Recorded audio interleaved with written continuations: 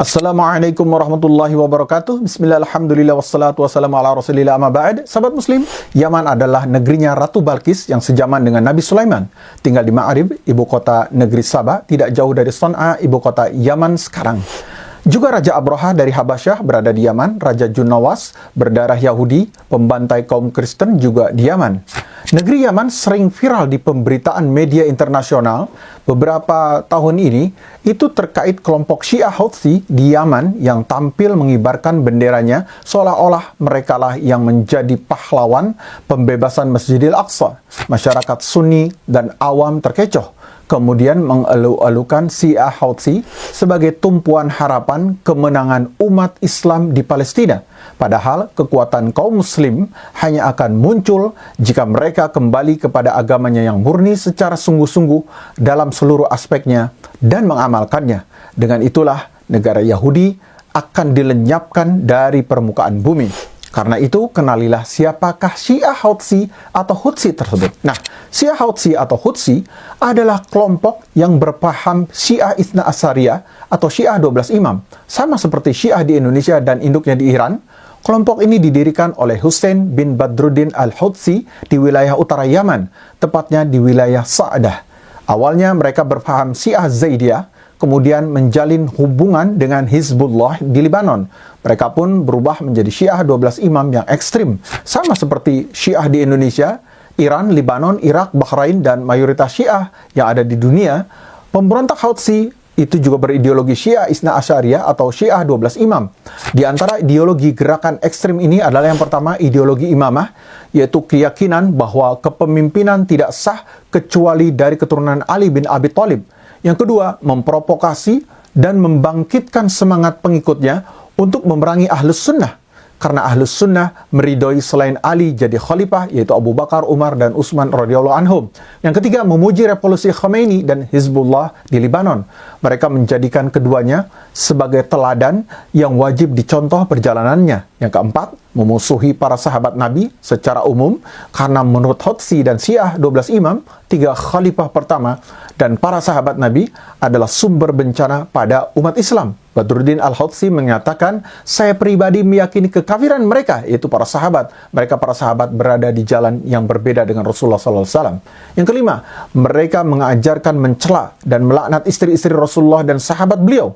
Karena itu di Iran mereka melakukan revolusi, di Bahrain mereka melakukan pemberontakan, di Libanon mereka menguasai kebijakan negara dengan militer non-pemerintah, yakni grup Hizbullah. Di Yaman mereka memberontak, dan di Indonesia mereka sama saja. Lalu apa saja nubuat Nabi SAW untuk Yaman di akhir zaman? Yang pertama, kemunculan 12.000 mujahidin dari Aden Abyan. Dalam hadis yang diriwayatkan dari Ibnu Abbas, dia berkata, Rasulullah SAW bersabda, akan keluar dari Aden 12.000 tentara yang menolong agama Allah dan Rasulnya. Mereka adalah orang-orang terbaik yang berada di antara aku dengan mereka. Nah, tentang jumlah kaum muslimin mujahidin yang jumlahnya cukup besar ini, boleh jadi peristiwanya sudah terjadi, namun boleh jadi juga belum terjadi. Jika nubuat ini belum terjadi, maka janji akan kemunculan 12.000 pasukan elit Islam ini akan terjadi di akhir zaman, dan boleh jadi mereka termasuk yang akan memberikan dukungan kepada Imam Al-Mahdi. Wallahu a'lam. Yang kedua, muncul binatang melata yang membawa tongkat Nabi Musa dan cincin Nabi Sulaiman.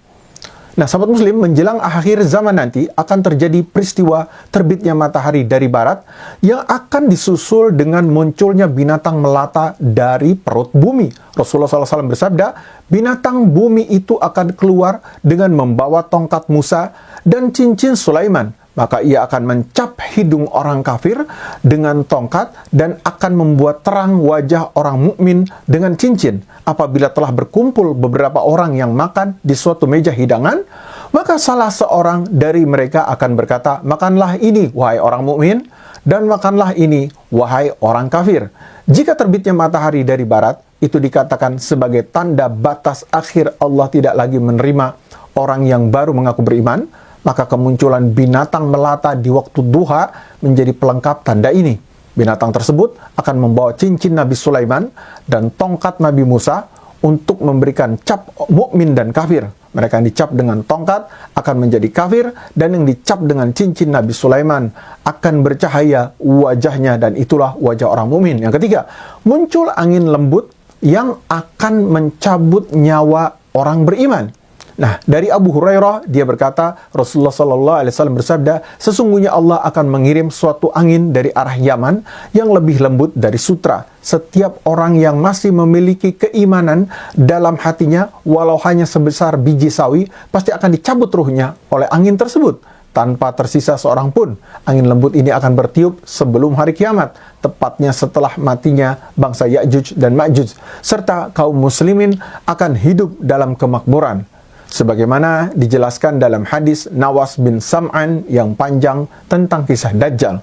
Tatkala mereka hidup dalam keadaan demikian itu, kemudian Allah mengirim sebuah angin yang lembut yang mengambil mereka dan mencabut nyawa setiap orang mukmin dan muslim, sehingga yang tersisa hanyalah orang-orang jahat. Mereka saling bermusuhan di antara sesama seperti keledai yang saling bermusuhan di antara sesamanya. Pada masa orang-orang itulah kiamat akan terjadi. Yang keempat, muncul api yang menggiring orang ke Syam.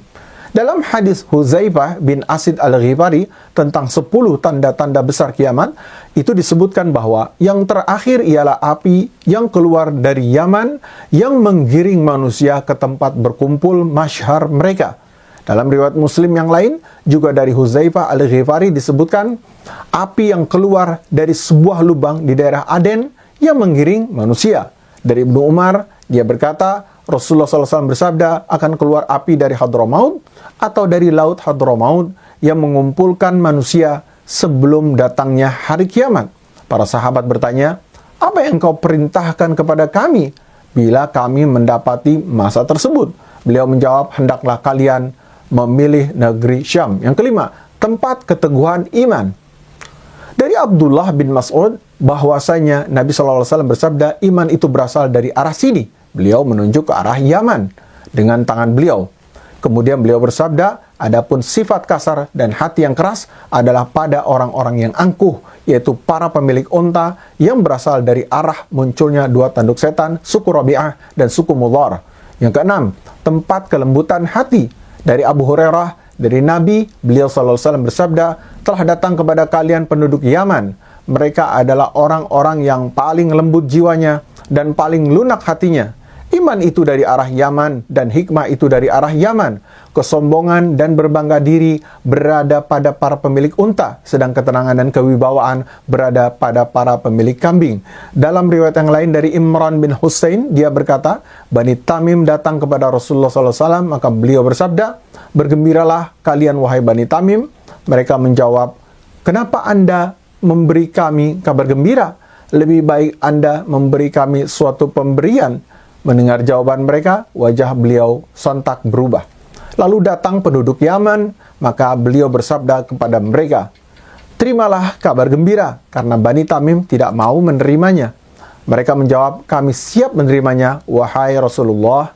Penyantun terhadap orang yang beriman. Dari Abu Musa al-Asy'ari, dia berkata, Rasulullah SAW bersabda, sesungguhnya orang dari suku Asy'ari, yaitu kaum Abu Musa dari Yaman, apabila kekurangan makanan di medan peperangan atau bahan makanan keluarga mereka di Madinah tinggal sedikit, mereka lantas mengumpulkan seluruh makanan yang mereka miliki di selembar kain, kemudian mereka membagi-bagikannya di antara mereka dengan bagian yang sama rata. Sungguh mereka adalah bagian dariku dan aku adalah bagian dari mereka. Imam An-Nawawi menjelaskan bahwa sabda beliau, mereka adalah bagian dariku dan aku adalah bagian dari mereka, adalah ungkapan yang menunjukkan sangat berkesesuaiannya ketaatan beliau dengan ketaatan mereka, terutama dalam masalah menyantuni saudara-saudara seiman yang hidupnya kekurangan. Hadis ini juga menunjukkan keutamaan yang agung bagi kabilah Asy'ari, kaum sahabat Abu Musa al-Asy'ari.